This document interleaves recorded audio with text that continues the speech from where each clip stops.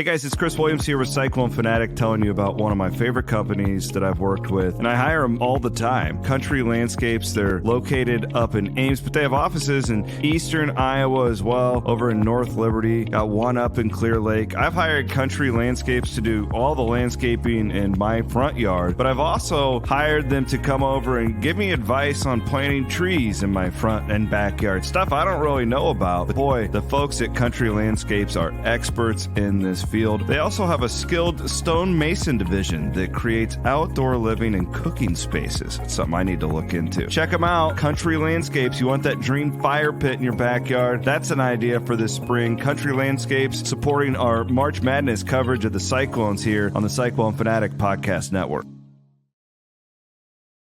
At the Carl Auto Group Collision Centers, we make it easy. Our expert Platinum iCard technicians use the latest technology and innovations to repair any make or model of vehicle on the road. Multiple locations in Iowa to get you back on the road faster. Get your free estimate today, in person or online at carlauto.com. Your dealer for life, it's the Carl way.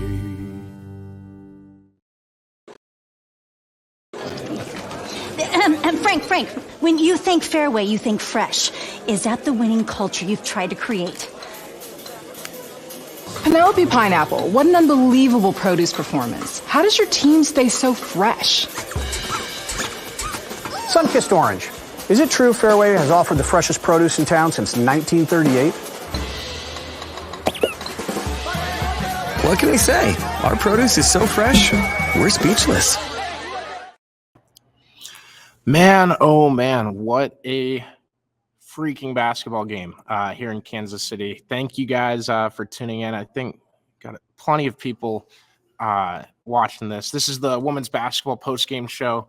Obviously, the men are down to Kansas State at halftime by 4. Hopefully that offense turns around over there for you guys, but I've got to be really calculated with where my head's at. There's not great lighting in here, so you guys keep me honest on that in the comments if I start veering left a little bit and blind any of you.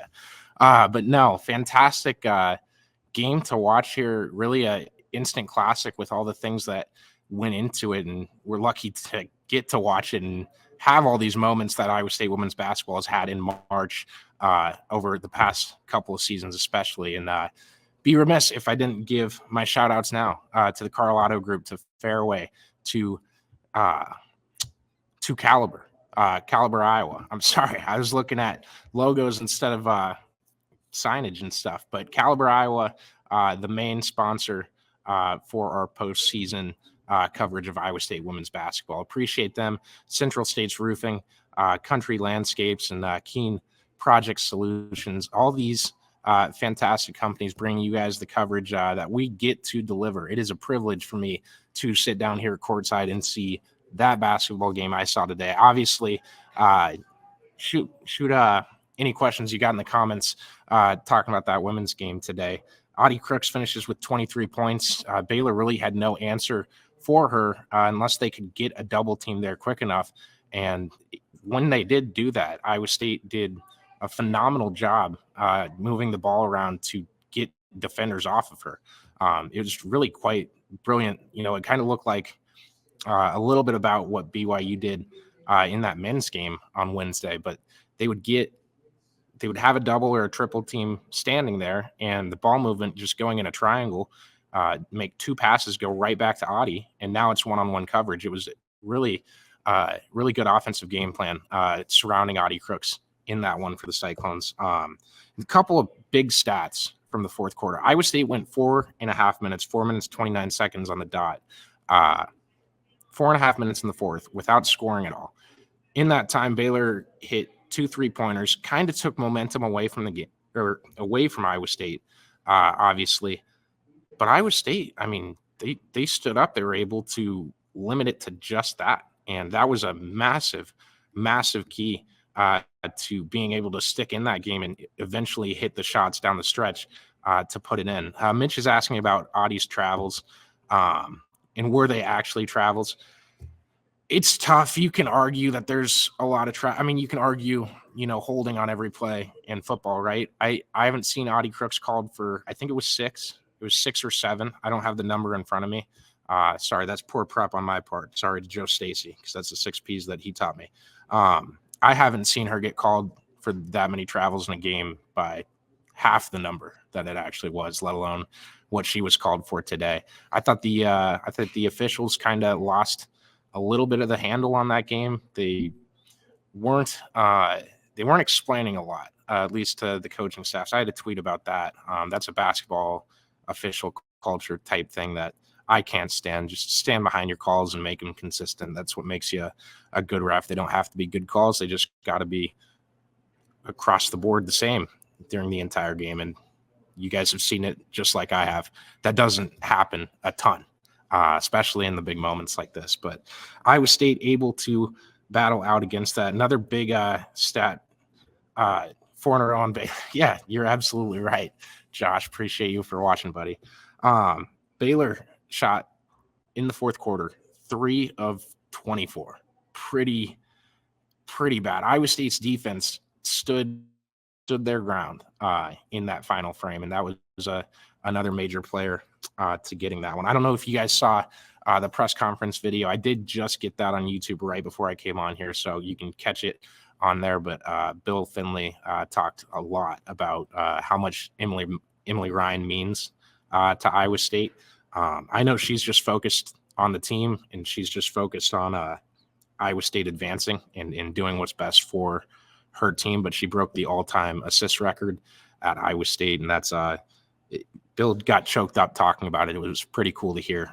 He went on about a minute answer for it. He took about 20 seconds to think about it before he opened his mouth. So that was a really cool moment. It's on all our social medias, and it's, the full thing is on YouTube too. So give that a look when you get a chance. Keep coming with the questions, guys. I'm going to read one ad from one of our sponsors here with Keen Project Solutions, a modern engineering and construction firm serving the agriculture, industrial, and commercial markets. The women's refs call travels way more than the men. I would say yes to an extent. I think they call tie-ups a lot in women's basketball. They don't want to call something either way. It's a really puzzling thing when you get to notice it. And now that you've heard it out of my mouth, this is how it happened to me, you'll notice it a lot more. But they go straight back to the tie-up when they don't know what to call something, and it can swing possession, can swing games a lot rather than just calling a no call or calling a double foul or something. You know, there's a whole conversation debate that we can get into. Somebody said, don't get why we can't run any offensive sets. I thought Iowa State ran some good offensive sets in the women's game. I think he might be talking about the men's game, but nonetheless, I haven't even talked about Addie Brown yet. She hit some massive shots in this one. She had the first 7 points. It looked like she might go for 40 the way she was playing the first 2 minutes of the game. So that was really big for Iowa State to get off to that start. And they had a chance. They had multiple chances to pull away. I think they went right to Audie Crooks on the first possession in the second half. And I think they had, if I'm not mistaken, 3 or 4 opportunities to go up by more than 7 points. And they weren't able to do it. So Baylor hung around, and Dreana, I'm blanking on her last name, Edwards, I think. She hit a 3 really late in the third quarter. And she's a post. Like, she was guarding Audie Crooks.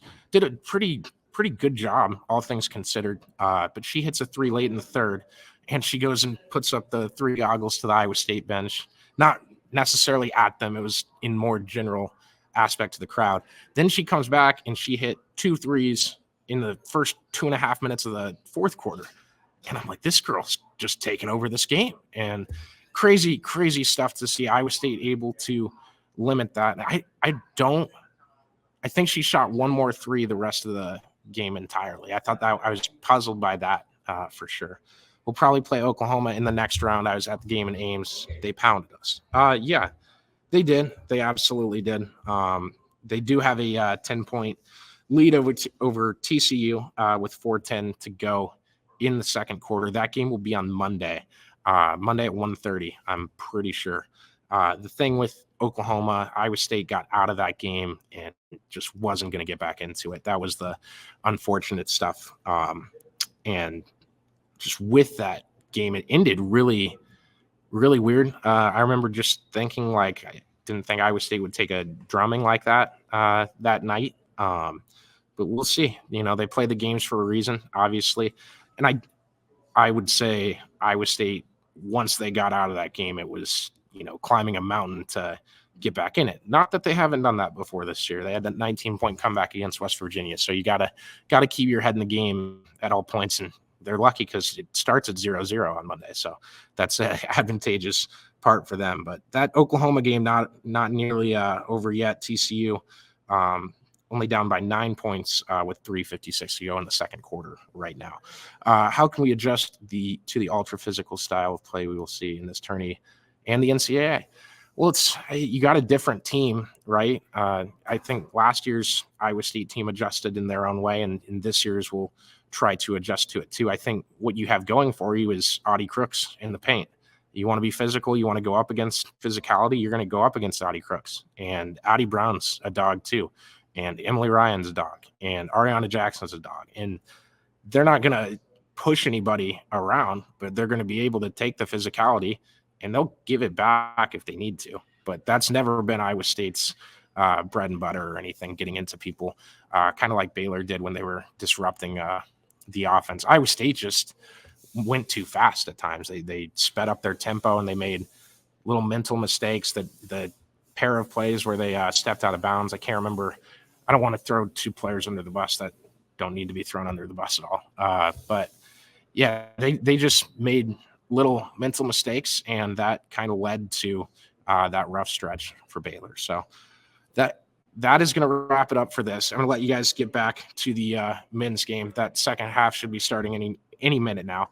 Thanks again to all of the sponsors. Keen, I'm sorry for reading that information for you guys, but appreciate everyone for following along today on the Cyclone Fanatic postgame show, powered by Caliber Iowa, Fairway, Carl Auto Group, Keen Project Solutions, Country Landscapes, and Central States Roofing. We will see you guys after the men's game. Chris will be on for that show, for the post game there. So make sure you tune into that. And thank you guys again. I love doing this stuff. I'm excited to chill and go hang out with people and work some more. And make sure you tune into our coverage at cyclonefanatic.com. Check out the press conferences on YouTube and all that. So thanks again to everybody, and have a good rest of your Saturday.